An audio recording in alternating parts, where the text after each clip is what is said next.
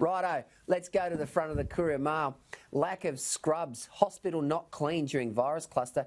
An exclusive here by Jackie Sinnott. And wards were not being properly cleaned at a Queensland hospital at the centre of a COVID cluster, and staff potentially exposed to the virus were bizarrely expected to keep working while at the same time being ordered to quarantine at home. Ipswich Hospital, where 7 healthcare workers tested positive in September, has been criticised by one of Australia's leading COVID experts as having highly inappropriate quarantine protocols and a lack of cleaners that put everyone at risk. It just goes to show, Kristy, doesn't it, that ultimately personal responsibility and accountability during this pandemic is paramount.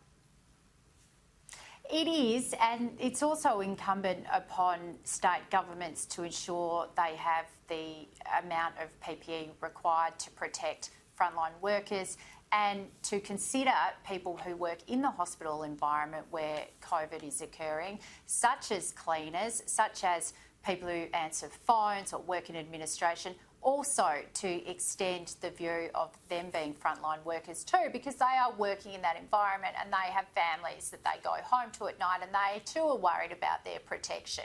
So a little bit of hypocrisy from the Queensland government, keeping the borders closed as they possibly can to stop the infiltration of people desperately in need of medical attention trying to cross a border in northern New South Wales, but certainly not adhering to best practice protocols, protecting cleaners, protecting people who are often the most disadvantaged in the workforce and the most underpaid. And from a Labor government, you probably expect better than that, Gleeso, if you're a Queenslander.